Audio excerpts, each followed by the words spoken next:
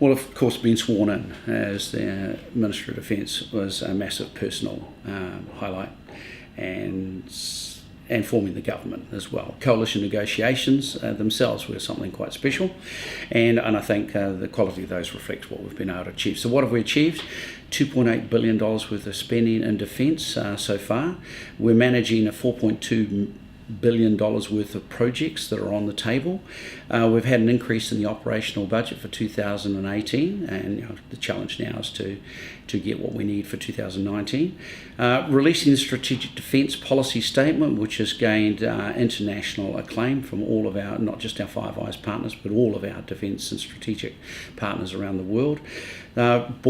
Signed the contract, $150 million over 10 years with the King Airs, 4 new King Airs being introduced into service. That brings our pilot training back home to New Zealand from Australia. That's multi-engine training and air warfare training. P8s, we bought the 4 P8s. That's about a $2.4 billion project. Manawanui, HMNZS Manawanui, there she is in all her glory, what she's going to be. We have purchased that. That'll be received next year. She'll sail hopefully into Wellington Harbour. The P8s, we bought 4 P8s. There they are there. That's a generational shift for Defence Force and for this government. It's been great. How could I complain? I've got the dream job, both of them, Minister of Defence and Minister of Veterans. I couldn't ask for more. But look, it's been fantastic in the sense that, one, we're finally in there, making the decisions, calling the shots, and making a difference in the lives of the men and women who serve our nation in uniform.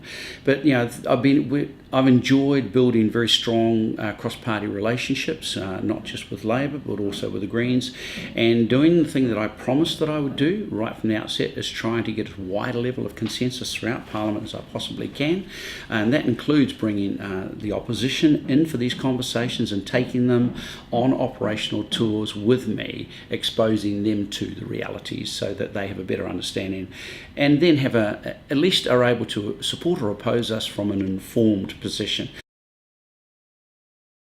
The big one top of the list is this one here, the capability plan. So in the coalition agreement, we talked about the securing the previous government's capability plan, but with the caveat that we're going to review it to see that it's relevant, that it's accurately focused, that it reflects our Strategic Defence Policy Statement. This is the project I'm working on right now. This is about $20 billion worth of assets and platforms that we will purchase for New Zealand between now and 2030. That's top of the pile, other than the budget, of course, which we're working on as well. But other than that, it's continuing the work we're doing to double the number of limited service volunteers that we put through, putting some research around that so we can better evidence the successes of the scheme, what we know to be the successes, spending more time with employers so that we can get LSVs actually straight off of the course and straight into jobs. I'd like to be able to get them into driver's licensing, but that's another thing we're going to work on. Yeti, also secured in the coalition agreement. We're doing the work on that. We'll hopefully start to refine and zero that down as to what we want it to look like this next coming year. But of course, the Veterans Advisory Board that I appointed, they have been tasked with some big stuff. One big issue, and that is to reconsider the definition of what is a veteran. The Act is very tight and very specific, and by virtue of that fact, it eliminates some veterans from being formally classified as veterans and makes them ineligible for support, not just them, but their families and their spouses. It's not a situation that's sat comfortably with me for a very long time, so I've been very pleased to kick that work off, and I'm looking forward to the report back from the Veterans Advisory Board in late 2019, and depending on what they say, then drafting up the legislation to get that through before the next election. That will cause a change that will be significant and will last for decades beyond 2020.